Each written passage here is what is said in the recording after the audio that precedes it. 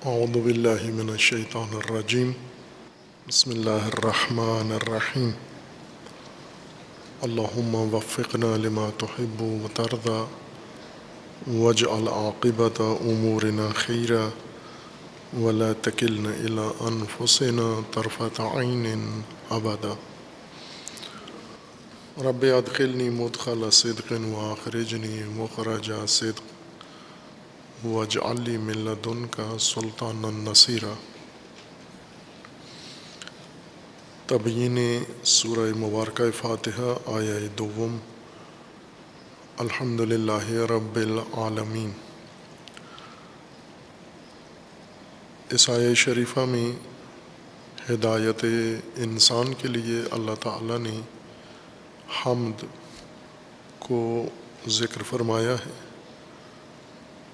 اور حمد کس طرح انسان کی ہدایت کا ذریعہ ہے اور علامت ہے یہ بیان ہوا ہے۔ حمد اللہ کی ہے، اور اللہ کی حمد ربوبیت کی بنا پر ہے۔ رب العالمین ہے اللہ، اور یہی چیز، یہ ربوبیت اور اس کا مشاہدہ اور اس کا ادراک انسان کو اللہ کی ستائش اور اللہ تعالیٰ کی حمد و ثنا پر اکساتا ہے۔ ربوبیت پرورش کو کہتے ہیں، اور اس آیہ شریفہ کے مضمون کے مطابق اللہ تعالیٰ یعنی حاکم جہان ہستی، وہ پروردگار جہان ہستی بھی ہے، رب بھی ہے۔ چونکہ نظام ہستی کو خالق ہستی نے اس طرح سے ترتیب دیا ہے کہ اس نے تدریجاً ابتدائی استعداد سے کمال تک پہنچنا ہے، اور استعداد و صلاحیت کے مرحلے سے کمال تک پہنچنا یہ تربیت ہے اور ربوبیت و پرورش ہے۔ اور یہ پرورش کا نظام اللہ تعالیٰ کا وسیع ہے عالمین تک۔ مخلوق جتنی بھی ہے ما سوی اللہ، سب متعلق ربوبیت الہیہ ہیں، سب تحت ربوبیت خداوند تبارک و تعالیٰ ہیں۔ عالم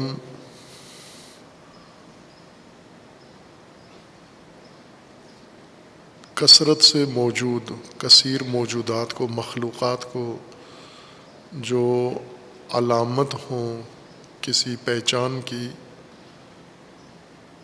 اس مجموعے کو عالم کہتے ہیں۔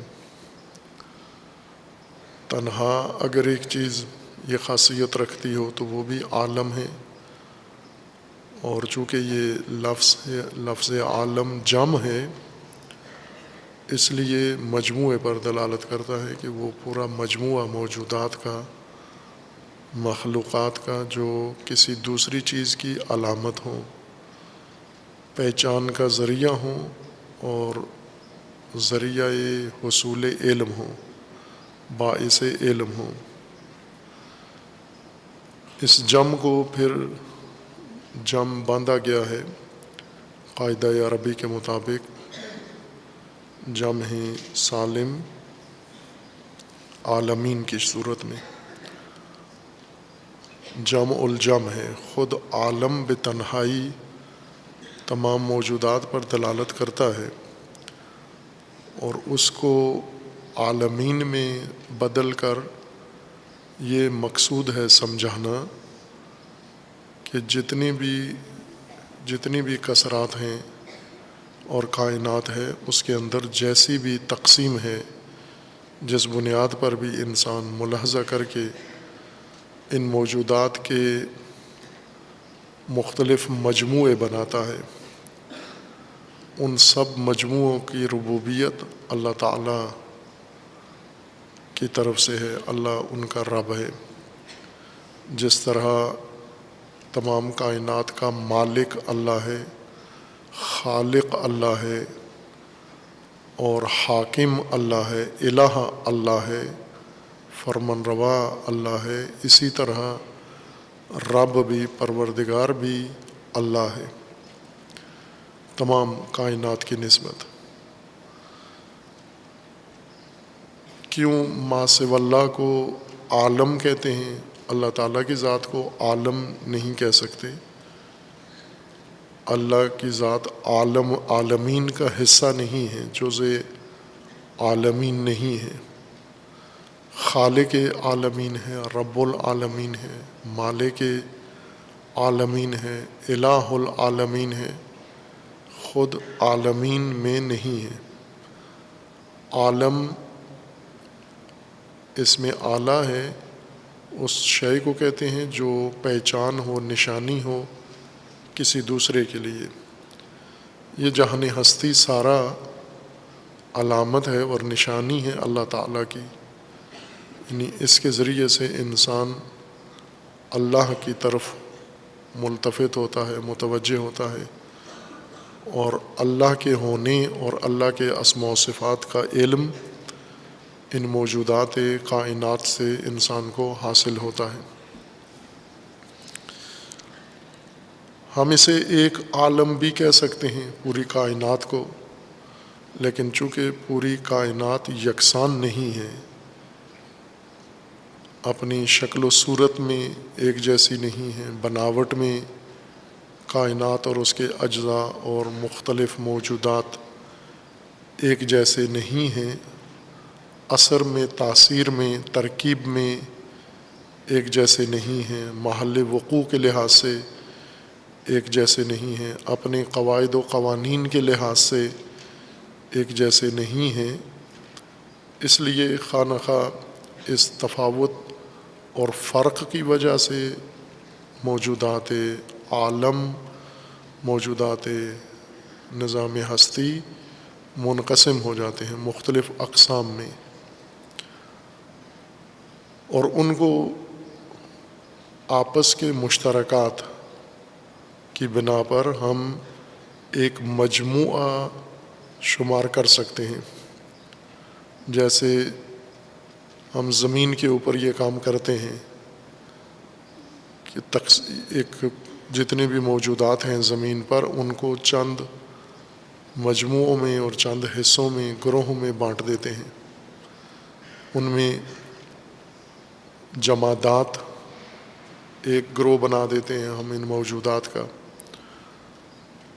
اسی طرح نباتات ایک اور گروہ اور مجموعہ ان موجودات کا شمار کرتے ہیں، حیوانات الگ ایک مجموعہ شمار کرتے ہیں، انسان ایک الگ مجموعہ شمار کرتے ہیں۔ پھر دوبارہ پلٹ کر یہ جو بڑے مجموعے بنائے ہیں جیسے جمادات، ان کو مزید تقسیم کرتے ہیں ہم جمادات کو، انہیں معدنیات میں تقسیم کرتے ہیں، انہیں پتھروں میں تقسیم کرتے ہیں، مٹی میں تقسیم کرتے ہیں، ریت میں تقسیم کرتے ہیں، دھاتوں میں تقسیم کرتے ہیں۔ پھر ان کے چھوٹے مجموعے انہی جمادات کے، رہتے سب جماد ہیں۔ جماد اس وجہ سے کہتے ہیں چونکہ ان میں نشو و نما نہیں ہوتی، رشد نہیں ہوتی، ایک ہی حالت میں باقی رہتے ہیں۔ یہ اس وجہ سے جمادی کہلاتے ہیں، یا جمود کی وجہ سے جمادی ہیں۔ اور اسی طرح نباتات میں آ کر پھر ان کے چھوٹے مجموعے بناتے ہیں، ان کو تقسیم کرتے ہیں ہم۔ نباتات میں پودے الگ کرتے ہیں، بوٹیاں الگ کر دیتے ہیں، درخت الگ کر دیتے ہیں، پھلدار الگ کر دیتے ہیں، دوسرے الگ کر دیتے ہیں، سبزہ الگ کر دیتے ہیں۔ ایسے ہی حیوانات میں جاندار مخلوق جن میں جان ہے، ان کو مختلف انواع میں اور مجموعوں میں لحاظ کرتے ہیں، مشاہدہ کرتے ہیں۔ وہ بھی کسی بنیاد پر کرتے ہیں، یوں نہیں کہ ہمارا جی چاہتا ہے انہیں تقسیم کریں اور ہم تقسیم کر دیتے ہیں اور وہ تقسیم ہو جاتے ہیں، منطق میں تقسیم کے قواعد ضوابط ذکر کیے گئے ہیں کہ کس بنیاد پر موجودات کی تصنیف ہوتی ہے، کس بنیاد پر ان کی تنویع ہوتی ہے۔ تقسیم کا ایک پیمانہ ہوتا ہے، انسان کے اختیار میں یا کسی اور کے اختیار میں نہیں ہے کہ جہاں سے جی چاہے کسی شے کو تقسیم کر دے۔ جہاں سے وہ تقسیم ہوتی ہے، تقسیم پذیر ہے، جہاں سے جس جہت سے اس کو تقسیم کرنا ہے۔ ان موجودات کو جب ہم تقسیم کرتے ہیں، مختلف حصوں میں مجموعے بناتے ہیں، تو کسی بنیاد پر ان کو تقسیم کرتے ہیں۔ کوئی ایسی وجہ مشترک ان کے درمیان ہوتی ہیں جو ان کو ایک مجموعہ قرار دیتی ہے۔ پھر اسی طرح اس چھوٹے مجموعے کو مزید آگے اقسام میں تقسیم کر کے ہم لحاظ کرتے ہیں۔ چونکہ تاثیر کے لحاظ سے ان کی تاثیر فردی طور پر ہوتی ہے، اور جب تک ان کو ہم فردی طور پر، شخصی طور پر لحاظ نہ کریں، استفادے کے قابل نہیں ہیں، ان کے اوپر کوئی حکم صادر نہیں ہو سکتا جب تک انہیں تشخص نہ ملے، یا جب تک ان کا تشخص ہم ملحوظ نہ رکھیں، ان سے ہم استفادہ نہیں کر سکتے۔ اس بنا پر یہ موجودات نظام ہستی ایک مجموعہ بھی شمار ہوتے ہیں، بڑا اور ایک چھوٹا مجموعہ بھی شمار ہوتے ہیں۔ تقسیم ہوتے ہوتے ایک اکائی تک بھی لحاظ کر سکتے ہیں ہم ان کو، اور پھر ان کو دیگر عناوین کے تحت ہم لحاظ کرتے ہیں۔ یہ اعتباری تقسیمات بھی ہیں اور حقیقی تقسیمات بھی ہیں۔ اعتباری تقسیمات وہ ہوتی ہیں جو آپ کے فرض کرنے سے، آپ کے لحاظ کرنے سے تقسیم ہو جاتی ہے۔ جیسے ہم موجودات کو دو حصوں میں تقسیم کرتے ہیں، دائیں طرف کے موجودات اور بائیں طرف کے موجودات۔ یہ اعتباری تقسیم ہے، حقیقی نہیں ہے۔ اس تقسیم سے واقعاً دو چیزیں نہیں وجود میں آئیں، ایک ہی چیز ہے، ہم نے سہولت کی خاطر اس کو دو حصوں میں لحاظ کیا ہے، اعتبار کیا ہے اس کو۔ یہ اعتباری طور پر جو ہم لحاظ کرتے ہیں، یعنی انسان، یہ بھی تقسیم ہے، اور حقیقی تقسیم، خارجی تقسیم جو اعتبار سے ہٹ کر موجودات کی ہے، جس کے مطابق ہم اعتبار کریں یا نہ کریں، یا ہم ان کی حقیقی حیثیت کے برعکس اعتبار کریں، تو بھی وہ اپنی حقیقی تقسیم میں منقسم ہیں۔ جیسے ہم لحاظ کریں یا نہ کریں کہ جمادات اور نباتات منقسم ہیں، علیحدہ ہیں، دو قسمیں ہیں ان کی۔ انسان اپنی ضرورت کے مطابق، اپنی سہولت کے لیے، اپنی فہم کے لیے، استفادے کے لیے موجودات کو منقسم کرتا ہے، کائنات کے نظام ہستی میں موجود مختلف موجودات کو۔ یہ تقسیم بھی صحیح تقسیم ہے، غلط نہیں ہے۔ اعتباری طور پر انسان جو لحاظ کرتا ہے، ہم یہ نہیں کہہ سکتے کہ یہ غلط تقسیم ہے، ٹھیک ہے، یہ تقسیم بھی صحیح ہے، لیکن اس کے یہ توجہ رہے کہ اعتباری تقسیم کے نتیجے میں جو اقسام اور حصے اور مجموعے وجود میں آتے ہیں، ان کے آثار بھی اعتباری ہی ہوتے ہیں۔ یوں نہیں ہے کہ ہم اعتبار کر کے دو حصے بنائیں اور پھر یہ توقع رکھیں کہ یہ دو حصے آثار تکوینی ان سے ہم حاصل کریں۔ اعتباری امور کے اثرات بھی اعتباری ہوتے ہیں، اور حقیقی تکوینی امور کے اثرات بھی تکوینی ہوتے ہیں۔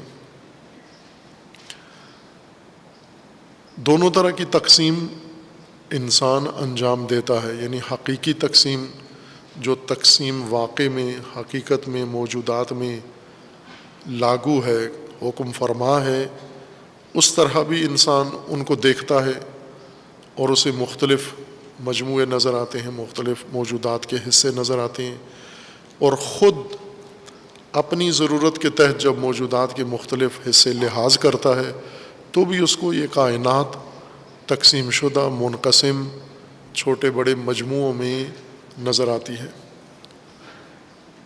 مثلاً ہم ابھی جو تقسیم اس وقت دنیا میں زمین کی ہوئی ہے، ہم نے جغرافیائی لحاظ سے ایک خطہ کو ایشیا کہتے ہیں، ایک خطہ کو یورپ کہتے ہیں، بر اعظموں کی تقسیم، ایک کو امریکہ کہتے ہیں، ایک حصے کو آسٹریلیا کہتے ہیں، یہ جو مختلف افریقہ کہتے ہیں، یہ بر اعظم ہیں۔ یہ اعتباری تقسیم ہے، اور انسان اس تقسیم سے باقاعدہ نتیجے لیتا ہے، اثرات لیتا ہے، اور اس کے مطابق اس نے اپنا نظم، عالمی نظم بنایا ہوا ہے، اور زمین کے اوپر ایک نظم اس تقسیم کے نتیجے میں آیا ہے۔ ورنہ جس خطے کو آپ ابھی ایشیا کہہ رہے ہیں اس کا نام آپ افریقہ رکھ دیں کہ یہ افریقہ ہے، تو فرق تو نہیں پڑتا، وہ یہ افریقہ ہو جائے گا، اور افریقہ کو ایشیا کہہ دیں، یا جس کو آج یورپ کہتے ہیں اس کو اور کوئی نام دے دیں آپ، یہ آپ کے نام رکھے ہوئے ہیں۔ ان ہم الا اسماء سمیتموہا، یہ نام ہیں جو تم نے خود رکھ لیے ہیں، اور اجازت ہے تمہیں یہ نام رکھنے کے لیے۔ جس طرح ہم اپنے نام رکھتے ہیں، اپنے بچوں کے نام رکھتے ہیں، اپنے محلوں کے نام رکھتے ہیں، اپنے شہروں کے نام رکھتے ہیں، اپنے گلی کوچوں کے نام رکھتے ہیں، اداروں کے نام رکھتے ہیں، یہ نامگزاری اور یہ تقسیم انسان کو مجاز ہے، حق ہے، کر سکتا ہے انسان۔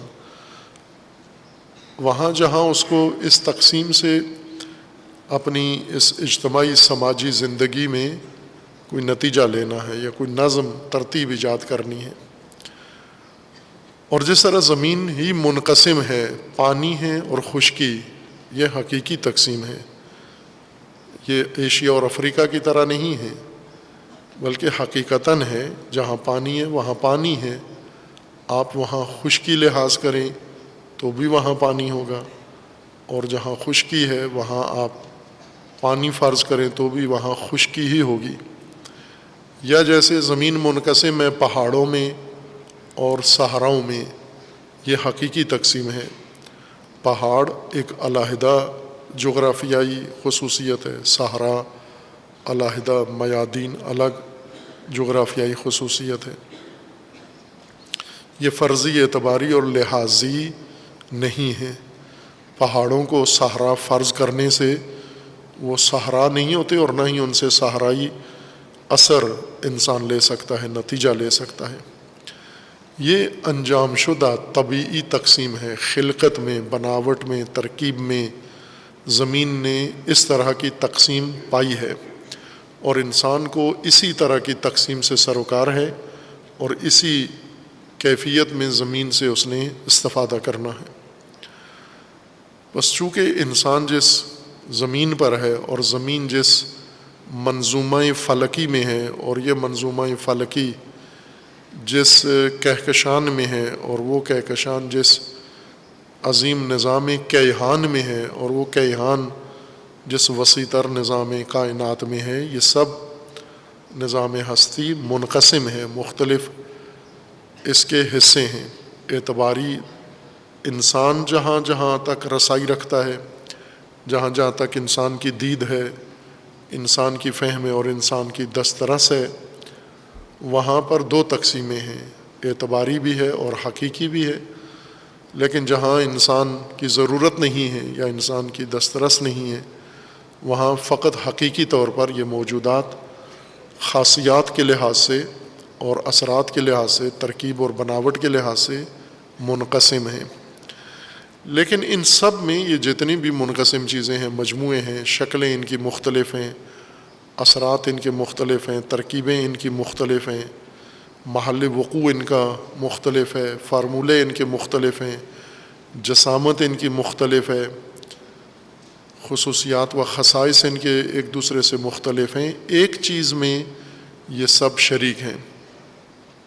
جس طرح کائن ہونے میں یہ سب مشترک ہیں۔ کائن یعنی یہ وہ موجودات ہیں جو پہلے نہیں تھے اور اللہ نے ان کو ایجاد کیا ہے، اس لیے ان کو کائن کہتے ہیں۔ عربی زبان میں ان موجودات کو موجودات کائن کہتے ہیں، جس کی جمع کائنات ہے، مفرد اس کا کائن ہے۔ کائن وہ مخلوق، وہ موجود جو پہلے موجود نہیں تھا اور کسی کے ایجاد کرنے سے، خالق اور رب کے ایجاد کرنے سے وجود میں آیا ہے، اس کو کائن موجود کہتے ہیں۔ اور یہ مجموعہ سارا اس خصوصیت میں شریک ہے کہ یہ سب کائن ہیں، یہ نہیں تھے اور یا موجودہ شکل میں نہیں تھے یا سرے سے نہیں تھے، پھر بعد میں یہ کسی مرحلہ دیگر میں پیدا ہوئے ہیں، یہ وجود میں آئے ہیں۔ یہ ایک ان کی خصوصیت ہے، کائن ہیں، کائنات ہیں۔ دوسری ان کی خصوصیت یہ ہے کہ یہ سب علامت ہیں، نشانی ہیں اپنے مکون کی، اپنے خالق کی، جس نے ان کو ایجاد کیا ہے، اس کی نشانی ہے، وہ علامت ہیں۔ اس لیے عالم بھی ہیں، یہ پہلے نہیں تھے، وجود میں آئے ہیں، کائن ہیں، اور وجود میں آنے کے بعد جس نے انہیں ایجاد کیا ہے، جس نے انہیں بنایا ہے، خالق ان کا، خالق کائنات یا خالق وجود ان کا، یہ اس کی علامت بھی ہیں، نشانی بھی ہیں اس کی، یہ اس وجہ سے یہ عالم بھی ہیں۔ یہ سب مل کر عالم ہیں ایک، اور چونکہ سب ایک جیسے نہیں ہیں، مختلف ہیں، متعدد ہیں، متفاوت ہیں، اس وجہ سے ان کو عالمین بھی کہہ سکتے ہیں، عوالم بھی کہہ سکتے ہیں۔ یہ ایک عالم ہوتے ہوئے کئی عالم بھی ہیں، یہ چونکہ الگ الگ ہیں، مختلف ہیں ایک دوسرے سے، بس ان کو آپ عالمین کہہ سکتے ہیں آپ۔ خوب یہ انسان اس کائنات کی شناخت جب کرتا ہے، پہچان کرتا ہے، اس کائنات، انسان کے اندر اللہ تعالیٰ نے ادراک، فہم کی حس رکھی ہے، اور ادراکی قوتیں انسان کی اللہ تعالیٰ نے انسان کے اندر رکھی ہیں۔ جیسے حواس دیے ہیں، 5 حصے ہیں، حصے بصارت ہے، حصے سماعت ہے، دیکھتا ہے انسان، سامنے انسان کے ایسی چیزیں ہیں جو دکھائی دیتی ہیں، ان میں نظر آنے کی خصوصیت رکھی ہے، اور انسان کو نظر ڈالنے کی خصوصیت انسان میں رکھی ہے، انہیں دکھائی دینے کے قابل بنایا ہے اور انسان کو دیکھنے کے قابل بنایا ہے۔ دیکھنے والی حس دی ہے ان چیزوں کے بارے میں جو دکھائی دینے کی صلاحیت رکھتی ہیں یا خاصیت ہے ان کے اندر، دکھائی دے سکتی ہیں۔ اور یہ جو چیزیں ہمیں دکھائی دیتی ہیں، جیسے ہم سمجھتے ہیں کہ ہم اجسام دیکھتے ہیں یا ساری کائنات ہم دیکھ رہے ہیں، نہ، ہم بہت محدود حصہ آنکھوں سے کائنات کا دیکھتے ہیں، باقی حصہ جس کی ہم تصدیق کرتے ہیں اس کے وجود کی، وہ باقی ادراکات کے ذریعے سے حاصل ہوتا ہے، دکھائی نہیں دیتا۔ مثلا ہم کسی چیز پر بھی نگاہ ڈالیں تو ہمیں صرف اس کی رنگت نظر آتی ہے، جسامت نظر نہیں آتی، جسم قابل رؤیت نہیں ہوتا، رنگ قابل رؤیت ہوتا ہے۔ ابھی آپ اپنے ارد گرد دیکھتے ہیں تو جہاں رنگ ہے وہ آپ کو دیکھ رہا ہے، اپنے لباس کا رنگ، اپنے جسم کا رنگ، آپ جس کارپیٹ پر بیٹھے ہیں اس کا رنگ، ستونوں کا رنگ، چھت کا رنگ، فرش کا رنگ، پودوں کا رنگ، پتوں کا رنگ، یہ آپ کو دکھائی دے رہی ہیں چیزیں۔ اور ابھی آپ جہاں موجود ہیں یہاں ہوا بھی موجود ہے، آکسیجن بھی موجود ہے جو آپ سونگھ رہے ہیں، تنفس کر رہے ہیں، لیکن یہ آپ کو نظر نہیں آ رہی، موجود ہے، جیسے ستون موجود ہے، جیسے باقی چیزیں ساری موجود ہیں، آپ کا لباس موجود ہے، ہوا بھی موجود ہے، لیکن ہوا آنکھوں سے آپ نہیں دیکھ سکتے۔ ایک اور حس ہے آپ کے پاس جو ہوا کو ادراک کرتی ہے، درک کرتی ہے، اور وہ حس شامہ ہے۔ لیکن ہم اتنے دقیق نہیں ہیں۔ عموماً جو لوگ زیادہ چرنے چگنے میں مصروف ہوں وہ یہ موٹا سا فرق بھی نہیں محسوس کرتے۔ وہ ہوا کو بھی سمجھتے ہیں، نظر آنا چاہیے اس کو، اور ہر چیز نظر آئے۔ جیسے آپ کوئی چیز چکھتے ہیں تو چکھنے سے آپ کو اس کا ادراک ہوتا ہے، علم ہوتا ہے۔ دیکھنے سے ذائقہ نہیں پتہ چلتا ہے، ذائقہ نظر نہیں آتا آنکھ سے، زبان سے چکھتے ہیں آپ، حس سے ذائقہ آپ میں اس چیز کو لمس کرتا ہے۔ دکھائی دینے والی چیزیں صرف رنگ ہیں، چونکہ اجسام کے اوپر رنگ چڑھا ہوتا ہے، رنگین جسم کا رنگ ہمیں نظر آتا ہے، خود جسم نظر نہیں آتا۔ جنہوں نے اینک لگائی ہوئی ہے، یہ شیشہ جسم ہے لیکن یہ نظر نہیں آتا، اس شیشے سے باہر رنگین چیزیں نظر آتی ہیں۔ اگر اینک کے شیشے کی طرح یہ ساری چیزیں شفاف ہو جائیں، رنگت ان کی ختم ہو جائے، عمارتوں کی، اینٹوں کی، راستوں کی، ٹائلوں کی رنگت ختم ہو جائے، درختوں کی، یہ سب موجود ہوں گے لیکن نظر نہیں آئیں گے آپ کو، شیشے کی طرح ان سے نگاہیں آپ کی عبور کر جائیں گی۔ رنگ فقط انسان کو نظر آتا ہے۔ باقی ہم قیاس کرتے ہیں کہ رنگ ہے تو رنگ کے نیچے جسم ہے، یقیناً ہم نہیں کرتے، ہم تو اتنے دقیق لوگ نہیں ہیں، ہم تو صرف چرنے چگنے میں اور کھیل کود میں لگے رہتے ہیں۔ جو انسانی مقام تک پہنچتے ہیں، انسان کی تعریف اہل فلسفہ نے کی ہے، جو انسان کس کو کہتے ہیں؟ وہ جاندار مخلوق جو حقائق کلیہ کو ادراک کر سکے۔ حیوان ناطق ہے انسان، حیوان یعنی جاندار، انسان وہ جاندار مخلوق ہے جو کلی امور کو ادراک کر سکے، وہ انسان ہے۔ لیکن جو چر سکے، کھا سکے، وہ انسان کی تعریف کے زمرے میں انہوں نے درج نہیں کیا، وہ علیحدہ کسی نوع میں شمار ہوتا ہے۔ جو ادراک کر سکے۔ اب جب ہم مشاہدہ کرتے ہیں اس جہان کا اور عالمین کا، یہ سارے مجموعے دیکھتے ہیں، کچھ ہمیں آنکھوں سے نظر آتے ہیں، کچھ ہم قیاس کرتے ہیں، آنکھوں سے جو چیزیں نظر آتی ہیں، پھر اس کے بعد ہم قیاس کے ذریعے سے کہتے ہیں کہ ان رنگوں کے پیچھے، ان رنگوں کے اندر، ان رنگوں کے نیچے بھی کوئی چیز ہے، اور وہ اجسام ہیں، ان اجسام کے نیچے اور اجسام ہیں۔ یہ تو دیکھا ہوا نہیں ہے ہم نے، یہ سب قیاس ہے ہمارا کہ اس کے پیچھے کچھ ہے، اس پتھر کے اندر بھی کچھ ہے، اس ستون کے اندر بھی کچھ ہے، یہ قیاس ہے ہمارا، دکھائی نہیں دیتا۔ ہمیں اللہ تعالیٰ نے ادراک کی صلاحیت دی ہے اور کائنات کو قابل ادراک بنایا ہے کہ یہ اگر کوئی اس مجموعے کو سمجھنا چاہے، علم حاصل کرنا چاہے تو اس کا علم حاصل کر سکتا ہے۔ لہٰذا مدرک، صاحب ادراک، صاحب فہم، جو صاحب فہم نہیں ہے وہ بھی ان ساری چیزوں کو دیکھتے ہیں، مثلا جانور، حشرات، یہ سب اس کائنات میں ہیں، لیکن ان کے لیے یہ عالم نہیں ہے، یہ عوالم نہیں ہے، چونکہ ان کو ان سے کسی کا علم حاصل نہیں ہوتا۔ عالم کیوں ہے یہ ساری موجودات؟ اس لیے کہ یہ ذریعہ علم ہے۔ کس کے لیے؟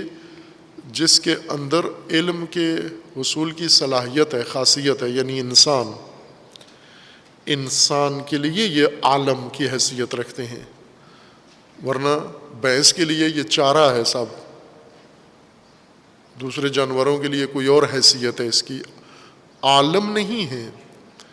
اب انسان بھی اگر جانوروں کی طرح ہو جائے کہ اسے زمین دیکھ کر یہ نظر آئی کہ یہ کھیت ہے، پراپرٹی ہے میری، تو یہ پھر پراپرٹی ہے، یہ عالم تو نہیں ہے اس کے لیے، اس انسان کے لیے۔ اس کے نزدیک یہ اس کی جائیداد ہے۔ بھینس کے لیے یہ سب چارہ ہے، جانور کے لیے یہ بل ہے، پناہ گاہ ہے، یا کوئی اور اس کی ضرورت پوری کرنے کا ذریعہ ہے۔ یہ علم کا ذریعہ، کائنات علم کا ذریعہ ہے۔ کس کے لیے؟ انسان کے لیے۔ انسان کو کائنات سے علم حاصل ہوتا ہے۔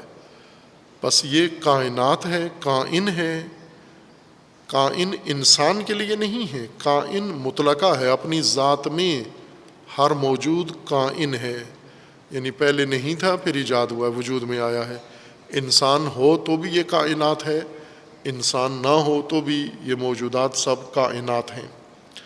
لیکن اس کائنات میں جب انسان نے قدم رکھا ہے تو یہ کائنات عالم بھی کہلائی ہے، عالمین بھی کہلائی ہے، چونکہ اب یہی کائنات، یہ موجودات، یہ حوادث و محدثات، یہ سب علم کے حصول کا ذریعہ ہیں، اعلی علم بھی ہیں۔ ان کو دیکھنے سے علم بھی حاصل ہو رہا ہے، اور علم انسان کو حاصل ہو رہا ہے۔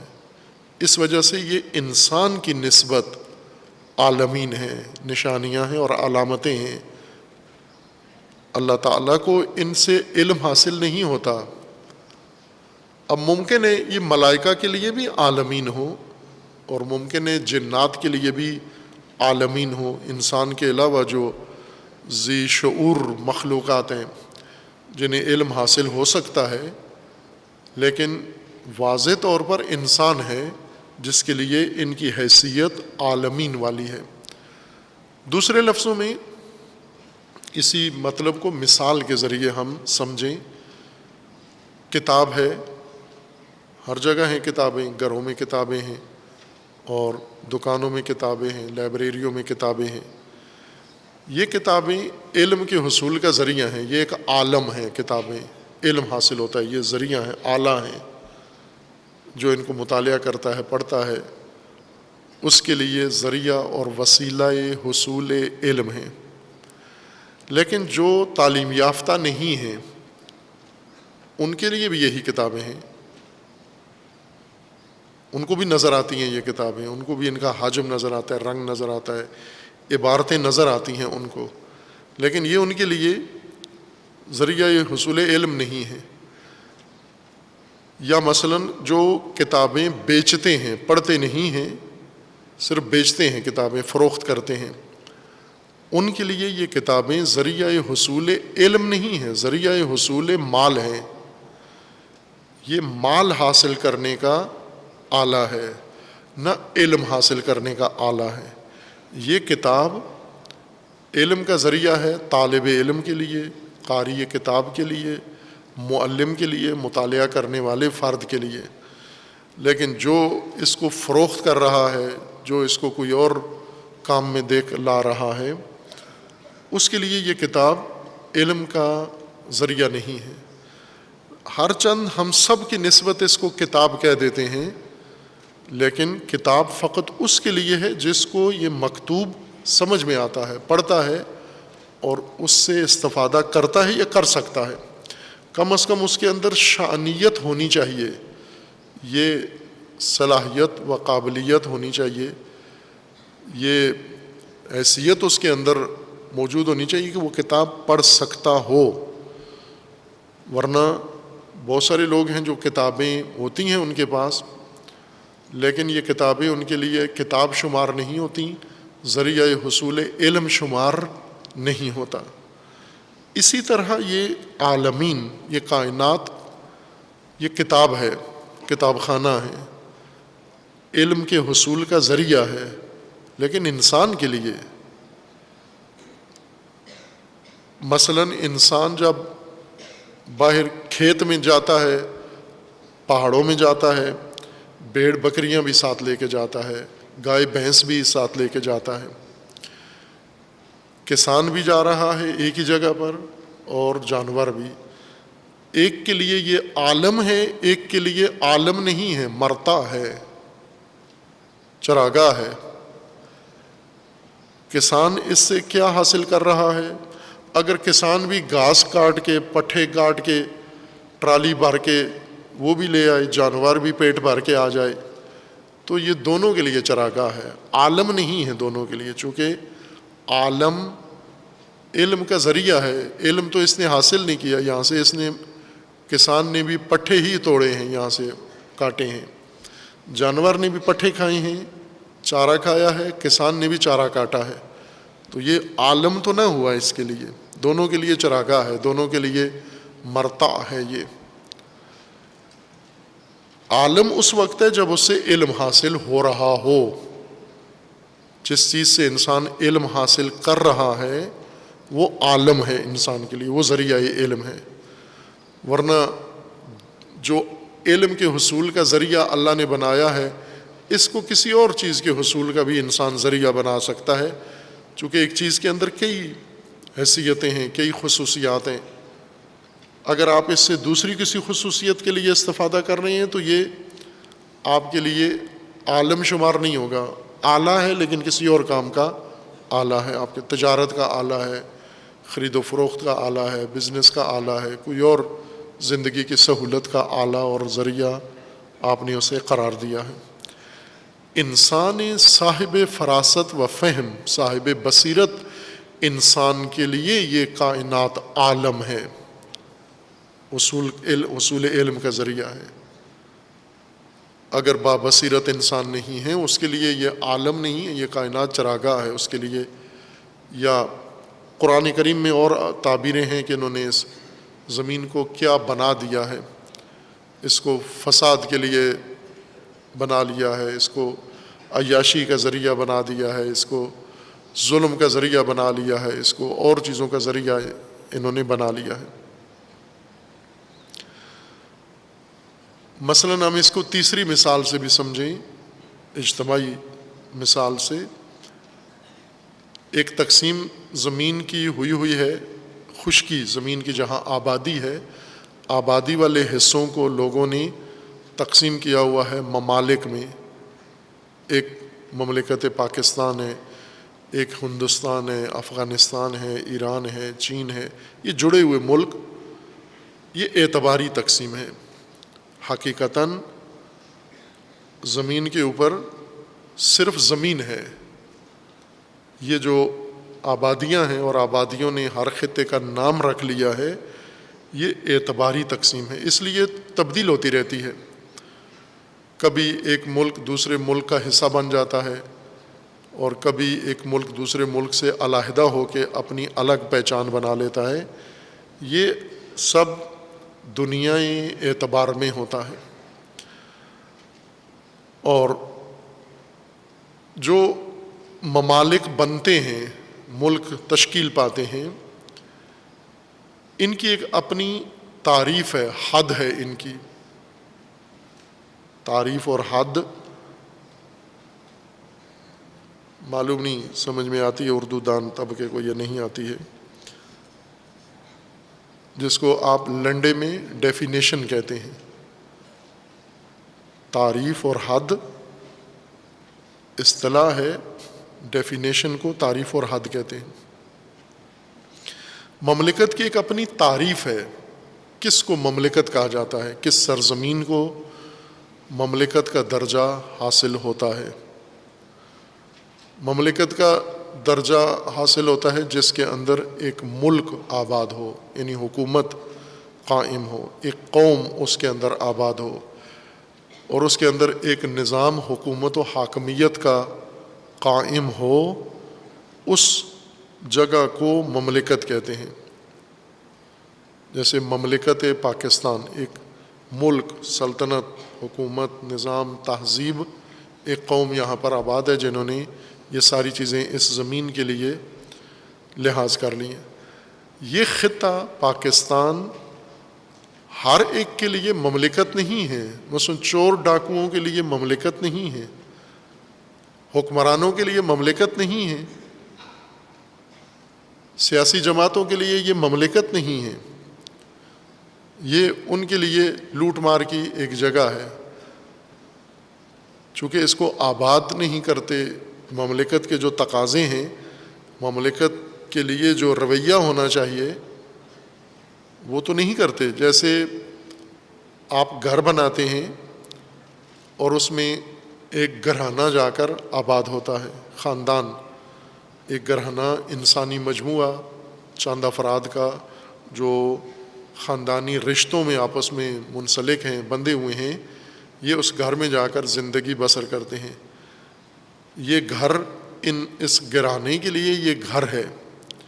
لیکن ایک دوسرا آدمی جو اس کی اس حیثیت سے ہٹ کر کسی اور دید سے اس حویلی کو یا ان کمروں کو دیکھتا ہے, اس کے لیے یہ گودام ہے, اس کے لیے یہ پناہ گاہ ہے, اس کے لیے یہ اڈا ہے, اس کے لیے یہ کوئی اور چیز ہے.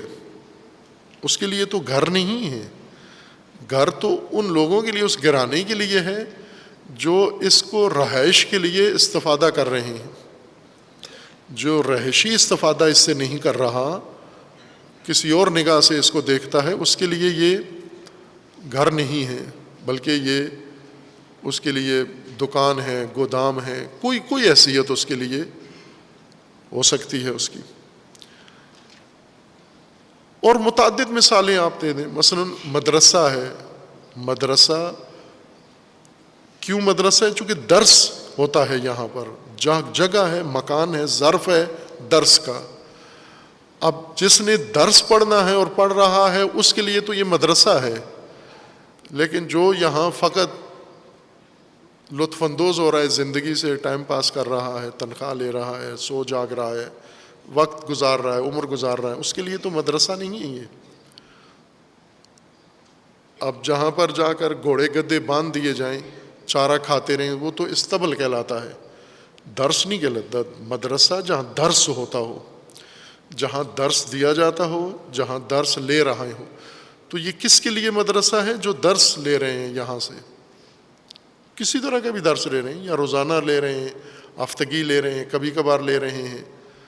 اگر درس ہی کے لیے اس جگہ کو لحاظ کر رہے ہیں اور سمجھ رہے ہیں اور استفادہ کر رہے ہیں تو یہ مدرسہ ہے ان کے لیے. ورنہ یہ اگر اس کو کسی اور کام کے لیے استعمال کر رہے ہیں تو یہ اڈا ہے, یہ کوئی آفس ہے. ہیں مدرسے اس طرح کے ہیں, انہیں مدرسہ کہتے ہیں لیکن درس نہیں ہوتا. کاروبار ہوتا ہے, سیاست ہوتی ہے, بزنس ہوتا ہے, تنظیمی فعالیت ہوتی ہے, اور بہت سارے دنیاوی کام ہوتے ہیں, یا ممکن ہے غیر اخلاقی کام بھی ہوتے ہوں. تو ہر وہ جگہ جہاں ٹائٹل بورڈ لگا دیا جائے تو مدرسہ نہیں ہوتا. مدرسہ مدرس جہاں درس ہوتا ہو. عالم جس مجموعے سے انسان کو علم حاصل ہوتا ہو وہ عالم ہے. ورنہ جس مجموعے سے علم حاصل نہیں ہوتا وہ عالم نہیں شمار ہوتا. کیوں شمار نہیں ہوتا؟ چونکہ جو اس مجموعے کو دیکھ رہا ہے, سروکار ہے, وہ اس سے علم حاصل نہیں کر رہا, کوئی اور استفادہ اس سے کر رہا ہے. جیسے جانور ہے تو چراگاہ ہے اس کی, یہ عالم نہیں ہے اس کا, چراگاہ ہے اس کی. انسان بھی اگر ادراک بند کر کے اور صرف چرنے کے لیے کسی جگہ پڑاؤ ڈال لے تو یہ جانور ہے چراگاہ کے اندر, عالم میں نہیں ہے, عالمین میں نہیں ہے, چراگاہوں میں. جس طرح حشرات اور حیوانات یا مچھلیاں پانی میں رہ رہی ہیں, وہ پانی سے استفادہ کر رہی ہیں. بعض نے یہ شبہہ ایجاد کیا ہے جس سے بہت سارے مفسرین کنفیوز ہوئے ہیں کہ عالمین عربی لغت قاعدے کے اعتبار سے یہ صیغہ جمع مذکر سالم ہے, اور یہ وزن ذوی العقول کے لیے استعمال ہوتا ہے, غیر ذوی العقول میں استعمال نہیں ہوتا. لہٰذا ان ادیبوں کے اس قول کے تحت مفسرین نے قرآن میں عالمین کا ترجمہ اور تفسیر جہاں بھی کیا ہے وہ ذوی العقول کرتے گئے ہیں. عالمین کا ترجمہ ذوی العقول, ذوی العقول یعنی جاندار چیزیں. اب یہ بھی ایک مسامحہ ہے, ذوی الحیات کہتے تو زیادہ بہتر تھا ذوی العقول کے بجائے. ذوی العقول کہتے ہیں وہ موجودات مخلوقات جن میں عقل ہو، جان کے علاوہ، جاندار ہونے کے علاوہ، حیات کے علاوہ ان میں عقل بھی ہو.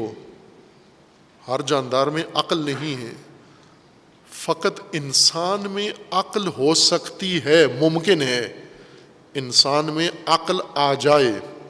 ضروری نہیں ہے کہ عقل ہو. ہر جو انسان کی طرح کا پتلا گھوم رہا ہے لازمی نہیں کہ اس میں عقل ہو. عقل ایک کمال ہے، رشد کا، نشو و نما کا ایک مرحلہ ہے. انسان تکامل کرتے ہوئے ایک مرحلے میں جا کر صاحب عقل ہوتا ہے. صاحب حیات پیدا ہوتے ہی ذی حیات ہوتا ہے، اور پھر اس کے اندر باقی صلاحیتیں ایک ایک کر کے پیدا ہونا شروع ہو جاتی ہیں. پھر اسی رشد کے ایک مرحلے میں عقل آ سکتی ہے اس کے اندر. اگر اس رشد میں رکاوٹ نہ آئے، اس رشد میں کوئی وقفہ نہ آئے، اسی طرح آگے رشد کرتا جائے تو عقل بھی اس میں آ جائے گی.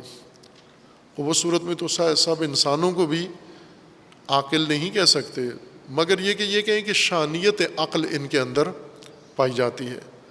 ذوی العقول صرف انسان ہوں گے، باقی موجودات نہیں ہیں. جاندار باقی موجودات بھی ہیں. لیکن یہ ادبی قاعدہ کوئی ایسا قانون نہیں ہے. معارف کے لیے دلیل ضروری ہے، نہ کہ ادبی قاعدہ. ادبی قاعدے اعتباری ہیں، اور اعتبار ہوتا ہے ان کا استقراء کے نتیجے میں. یعنی ایک لفظ کا استعمال دیکھتے ہیں اکثر غالباً کس میں ہوتا ہے، جب وہ مشاہدہ ان کا ہو جاتا ہے تو وہاں سے قانون استنباط کر لیتے ہیں کہ یہ ذوی العقول میں استعمال ہوتا ہے یہ لفظ. یوں نہیں ہوتا کہ قاعدہ کسی دلیل کے نتیجے میں بنتا ہے پھر اس دلیل کا پابند ہوتا ہے استعمال. ادبی قواعد کثرت سے خود ادیب بھی نقص کر دیتے ہیں، جگہ جگہ لکھ دیتے ہیں کہ قاعدہ یہ ہے لیکن یہ استعمال استثناء ہے. یعنی خلاف قاعدہ. اور خلاف قاعدہ جب ادب میں کوئی استعمال ہو لفظ تو اس کو غلط نہیں کہا جاتا، وہ صحیح استعمال ہوتا ہے، لیکن عمومی، اکثریتی اور غالبی استعمال سے ہٹ کر ایک غیر اکثریتی، اقلیتی استعمال کے زمرے میں اس کو شمار کر دیتے ہیں. بس اس وجہ سے کہ ادیبوں نے یہ کہا ہے کہ عالمین یہ صیغہ جم مختص ہے یا استعمال ہوتا ہے زیادہ تر عرب لغت میں ذوی العقول کے لیے، پس عالمین فقط عقول کو، ذوی العقول کو کہتے ہیں. یہ بے دلیل بات ہے، اس کے لیے کوئی ہمارے پاس دلیل نہیں ہے. بعض علماء نے خصوصاً اس آیہ کریمہ میں الحمدللہ رب العالمین میں، جیسے علامہ طباطبائی رحمۃ اللہ علیہ ہیں، انہوں نے بہت سارے قرائن ذکر کر کے یہ نتیجہ لیا ہے کہ یہاں پر اس آیہ کریمہ میں کم از کم ذوی العقول ہی مراد ہیں. چونکہ حمد ہے رب العالمین کے لیے اور حمد مختص ہے ذوی العقول کے لیے، بس عالمین بھی مراد ذوی العقول ہیں چونکہ حمد کا ذکر ہے. اور بعد میں جو آگے مضمون چل رہا ہے الرحمن الرحیم مالک یوم الدین، یہ سب انسانوں کے لیے ہے یہ مضمون سارا، باقی مطالب معارف. اس وجہ سے یہ عالمین بھی یہاں پر مقصود عالم انسانیت ہے، انسانی عوالم اور انسانی مجموعے اور انسانی ادوار، عالمین سے یہ مراد ہے.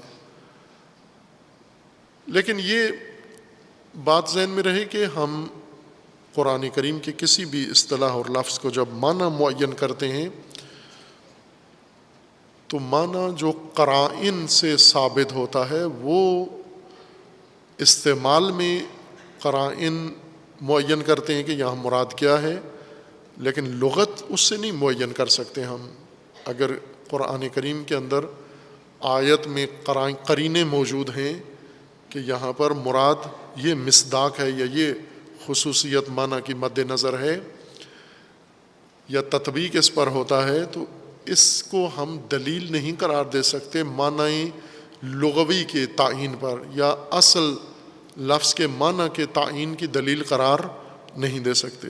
اصل معنی عالمین کا مطلق ہے، تمام موجودات، تمام کائنات جو ذریعہ اور آلۂ علم بن سکتا ہے انسان کے لیے یا صلاحیت علم رکھنے والے موجودات کے لیے، وہ سب عالمین کے زمرے میں آتا ہے۔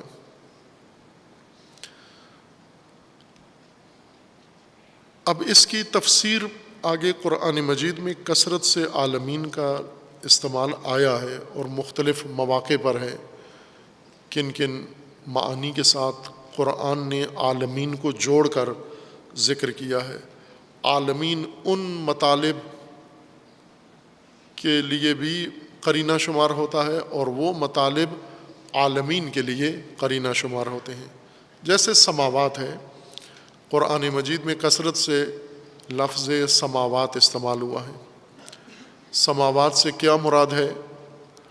ایک باطل سائنس، خرافاتی سائنس، سائنسدانوں کی، عموماً خرافاتی ساری باتیں دین مذہب سے جوڑ دی جاتی ہیں، مذہبیوں سے زیادہ سائنسدان خرافاتی ہیں زیادہ تر، اور طبیب ڈاکٹر زیادہ خرافاتی ہیں اور سائنسدان زیادہ خرافاتی ہیں۔ بعد میں مذہبی طبقہ ہے اور پھر عوام ان سب کے مقلد ہوتے ہیں۔ سائنسدانوں کی خرافات بھی عوام میں رائج ہو جاتی ہیں، ڈاکٹروں کی خرافات بھی عوام میں رائج ہو جاتی ہیں، مذہبی لوگوں کی بنائی ہوئی خرافات بھی عوام قبول کر لیتے ہیں۔ عوام کا کام ہی قبول کرنا ہے، سوچنا نہیں ہے، پیچھے چلنا ہے آنکھیں بند کر کے۔ کبھی سائنسدانوں کے پیچھے چلتے ہیں، کبھی ڈاکٹروں کے پیچھے چلتے ہیں۔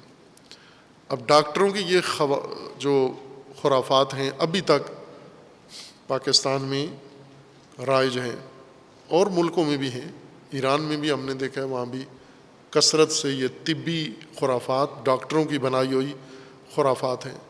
جیسے ایک بیماری یا کئی بیماریوں کی جڑ ناف چڑھ جانا ہے، ناف چڑھ گئی ہے اس کی، اب یہ خرافاتی مطلب ہے یہ، اور ڈاکٹروں نے یہ خرافات پھیلائی ہے، نہ کہ علماء نے۔ یہ خرافات مولویوں کی پیدا کرنا نہیں، یہ طبیبوں کی ہے۔ جس طرح نیم ملا خطرہ ایمان ہوتا ہے، نیم حکیم خطرہ جان ہوتا ہے، اسی طرح نیم سائنسدان خطرہ فہم ہے، خطرہ علم ہے، اور ان نیم سے ہی ہمارا ملک چل رہا ہے۔ ہم نیم اسکالرز سے مملکت چلا رہے ہیں، نیم سے سب، نیم سیاستدان، نیم سائنسدان، نیم حکیم، نیم ملا، نیم پروفیسر، نیم سارے، اور نیم جو بھی ہے خطرناک ہے اپنے اپنے شعبے کے لیے۔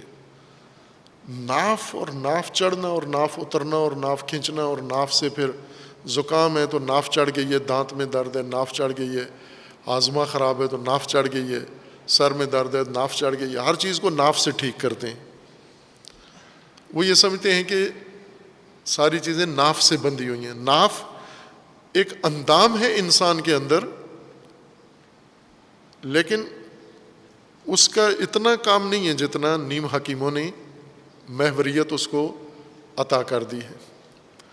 سائنسدانوں کی خرافات جو ابھی تک موجود ہیں، یہ سائنسدانوں کی خرافات ہیں جو مذہب کے نام پہ ان نیم خواندہ سیکولر، نیم خواندہ انٹلیکچوئلز، یہ دو جماعتیں جو پڑھتے ہیں انگلش سیکھ کے پھر اسکالر بن جاتے ہیں، یہ سمجھتے ہیں جتنی خرافات ہیں یہ سب مذہب نے پھیلائی ہیں۔ نہ، یہ سب سائنس نے پھیلائی ہیں، سائنسی خرافات ہیں یہ ساری۔ وہ باطل سائنس جو کب کی باطل ہو چکی ہے، فرسودہ ہو چکی ہے، لیکن موجود ہے ابھی۔ نیم خواندہ نسلوں میں ابھی وہی خرافاتی علوم رواج پا چکے ہیں. عالمین، سماوات، عالمین قرآن کے الفاظ ہیں. خود قرآن ان کی تبیین خود کر رہا ہے.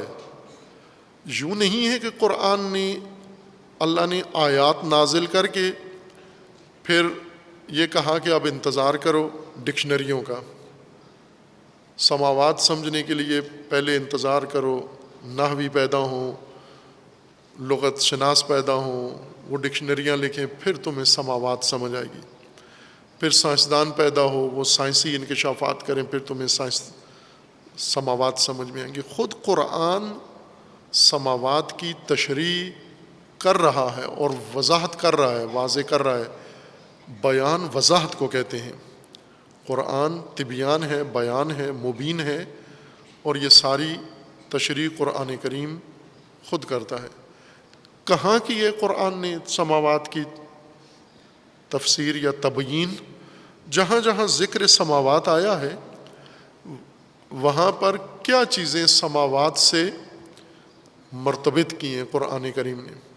آسان طریقہ ہے قرآن سے قرآن کو سمجھنے کا. ایک آدھ آیت میں تو نہیں ہے، فراوان ہے. عالمین آپ غور کریں تو 70-80 مرتبہ سے زیادہ قرآن کریم کے اندر عالمین کا ذکر آیا ہے، اور ہر جگہ عالمین کو کسی دوسرے مطلب کے ساتھ ملا کر، یعنی مطالب کے ساتھ ملا کر ذکر کیا گیا ہے. وہ سارے مطالب عالمین کی تشریح کر رہے ہیں.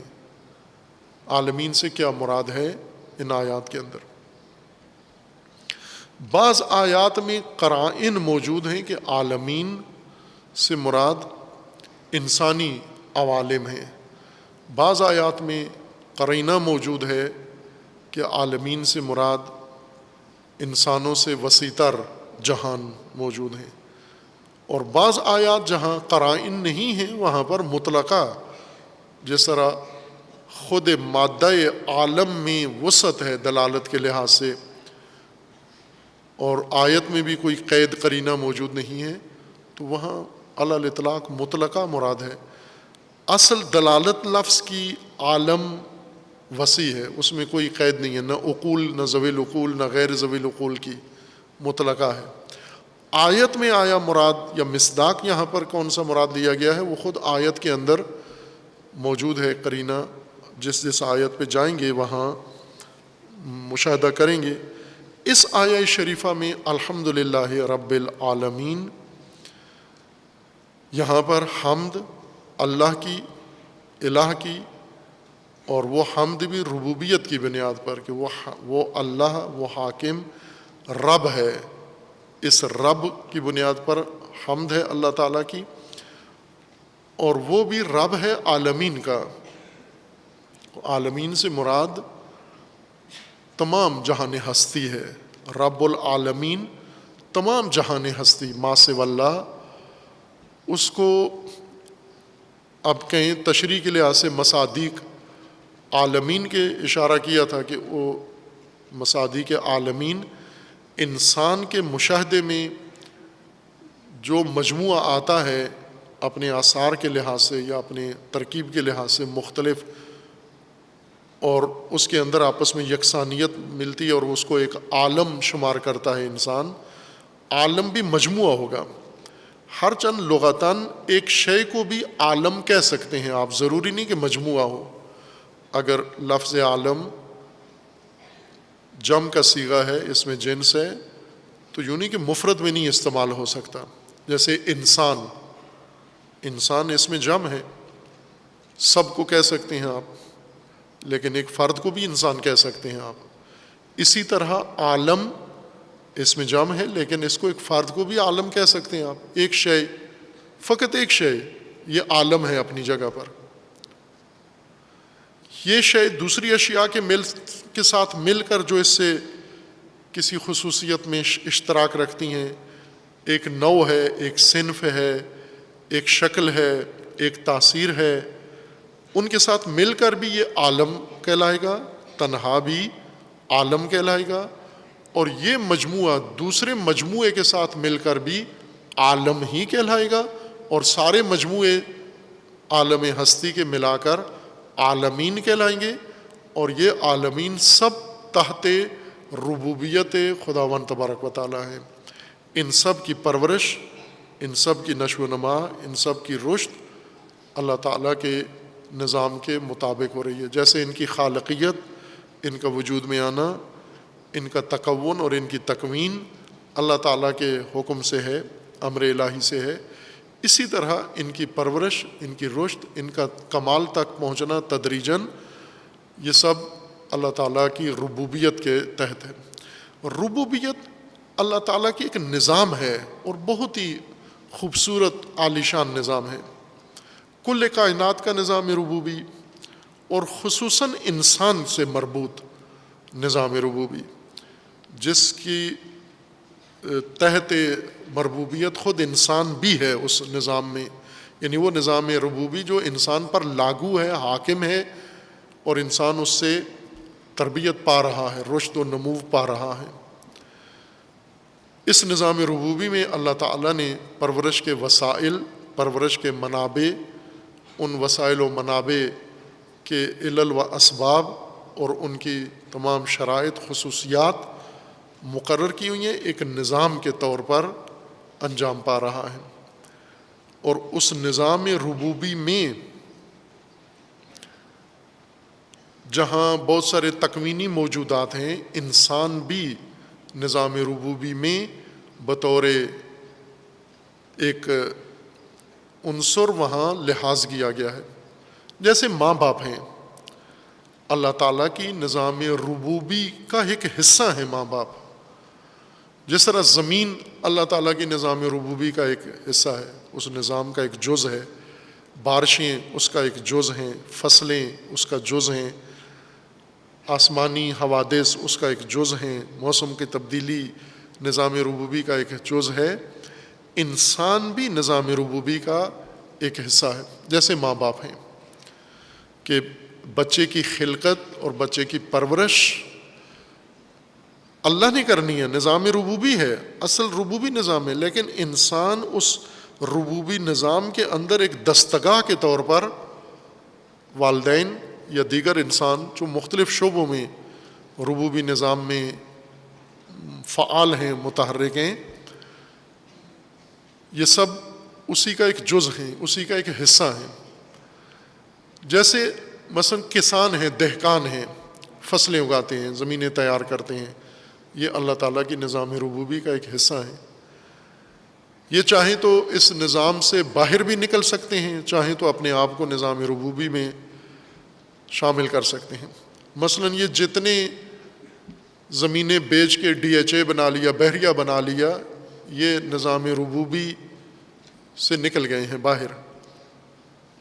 انہوں نے اللہ کی وہ جو زمین تھی آباد کرنے کے لیے ان کو دی تھی، بیچ کے پیسے لے لیے اور کوئی اور کام انہوں نے شروع کر دیے ہیں، نکل جاتے ہیں۔ بعض لوگ جیسے ماں باپ ہیں، بچے پیدا نہیں ہونے دیتے، اللہ کی نظام ربوبی میں شریک نہیں ہو رہے۔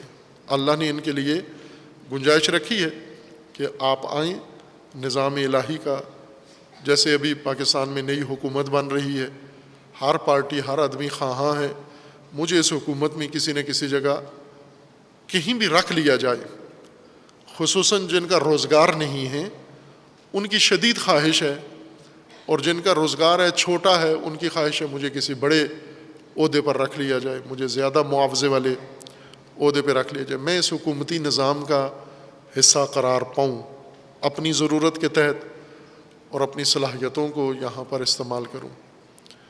اسی طرح اللہ تعالیٰ نے یہ نظام ربوبی عالمینی بنایا ہے، زمینی، انسانی۔ انسان کو یہ نظام ربوبی سمجھنا ہے، ضروری ہے، واجب ہے، یہ پورا نظام سمجھنا ہے، اس لیے کہ خود انسان اسی نظام ربوبی میں رشد کرے گا، تربیت پائے گا، پرورش پائے گا۔ اور دوسرا یہ ہے کہ صرف یوں نہیں کہ خود پرورش پانی ہے، بلکہ اس کا حصہ بھی بننا ہے، بن سکتا ہے انسان۔ اور اللہ نے زمین کے اوپر جتنی ربوبی نظام قائم کیا ہے، یہ ملائکہ ہر چند اس میں شامل ہیں. اللہ کے تمام نظام ربوبی میں ملائکہ پہلے کارکن ہیں اللہ تعالیٰ کے، جن کے سپرد نظم و نظام کائنات اور نظام ہستی بنانا اور چلانا ہے. اللہ تعالیٰ کے فرامین کو اجرا کرتے ہیں.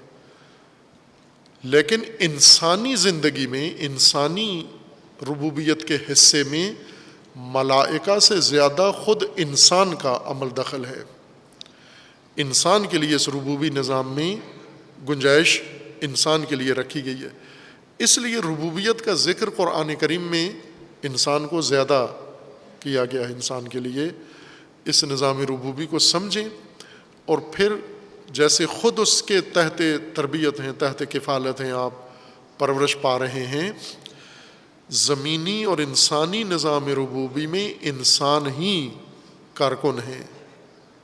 یوں نہیں ہے کہ یہ غیر زمینی عوامر اور غیر زمینی عوامل کے ذریعے سے زمین پر ربوبی نظام لاگو ہوگا، اور انسانیت کے لیے جو نظام ربوبی ہے وہ انسانوں کے ذریعے سے ہوگا، وہ غیر انسانوں کے ذریعے نہیں ہوگا، وہ دیوتا اور دیویوں کے ذریعے نہیں ہوگا، وہ جنات اور پریوں کے ذریعے نہیں ہوگا.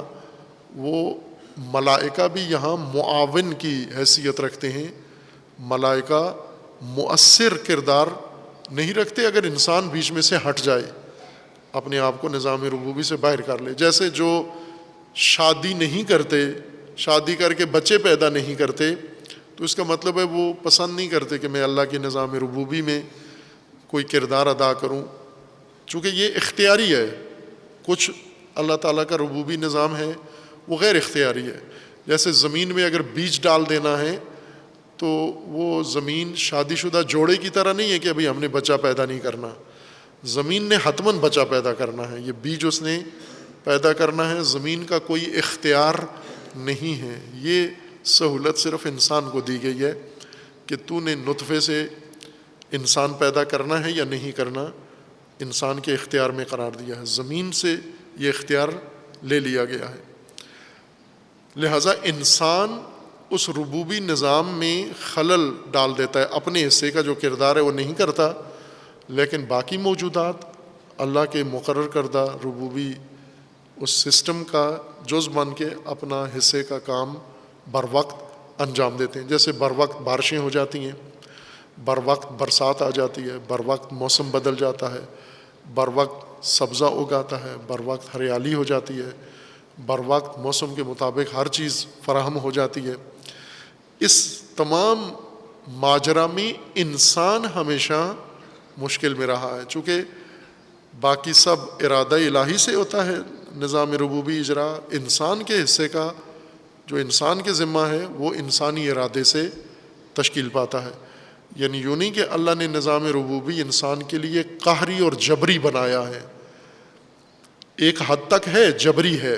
مثلا جیسے بچہ پیدا ہوا ہے تو یہ جبری نظام کے تحت پرورش پائے گا، لیکن ایک بڑا حصہ اس ربوبی نظام الہی کا، عالمینی ربوبی نظام کا جو انسان سے تعلق رکھتا ہے، وہ انسان کے لیے اختیاری قرار دیا ہے. اب انسان کو آغاز میں ہی، ہدایت کے آغاز میں پہلا سبق، پہلی سطر یہ پڑھائی جا رہی ہے، الحمدللہ رب العالمین. پہلا مشاہدہ آنکھ کھول کے جو کیا ہے تو نے، وہ اللہ تعالیٰ کی ربوبیت کا، اور وہ بھی نہ صرف اپنی حد تک، عالمین کی سطح پر کیا ہے، اور اس پر تو نے حمد و ستائش کی ہے اللہ تعالیٰ کی. حمد و ستائش جو باطن میں ایک نوع طلب ہے انسان کے لیے تکامل کی، چونکہ حمد جن فضائل اور جن کمالات پر ہوتی ہے اس کا مطلب یہ کہ انسان خواہاں ہے ان کمالات کا، اس لیے تو تعریف کر رہا ہے. تعریف ایک نوع طلب ہے، دعا ہے انسان کی، یعنی یہ چاہتا ہے انسان یہ سب کچھ حاصل کرنا جو کچھ اسے عالمین میں پسند آ رہا ہے. اگر پسند آ رہا ہے اور حمد کر رہا ہے، خواہاں ہے، تو پھر یہ ربوبیت خدا میں، نظام ربوبیت خدا میں کھلا میدان ہے. اس میں انسان آ کر ہر وہ چیز جو اسے اچھی لگ رہی ہے کائنات میں، اور تعریفیں کر رہا ہے اس کو بڑھ کر اپنائے اور حاصل کرے۔ آگے پھر اس سورہ کے اندر بھی یہ وضاحت ہو رہی ہے، اور اگلی آیات میں بھی ہم ایک لحاظ سے کہہ سکتے ہیں کہ قرآن کریم کی ہدایت انسان کے لیے اس کا بڑا حصہ اللہ کی ربوبیت کی تشریح، اللہ کی ربوبیت کی تبیین، اللہ تعالیٰ کی ربوبیت کی وضاحت اور اللہ تعالیٰ کی ربوبیت کو انسان کے لیے پیش کرنا، یہ ہدایت کا اکثر حصہ اس پر مشتمل ہے۔ بلا واسطہ بعض چیزیں بالواسطہ، مثلا ہمیں وہاں ربوبیت کا ذکر نہیں ملتا، کسی اور معرفت کی آیت ہے تو وہ بھی بالواسطہ ربوبیت پر ہی آ کر منتہی ہوتی ہے، چونکہ عملی زندگی ہماری جس نظام کے اختیار میں ہے وہ اللہ تعالیٰ کی ربوبیت ہے۔ یہ باقی بعد میں انشاءاللہ۔ صلی اللہ علی محمد و آلہ الطاہرین۔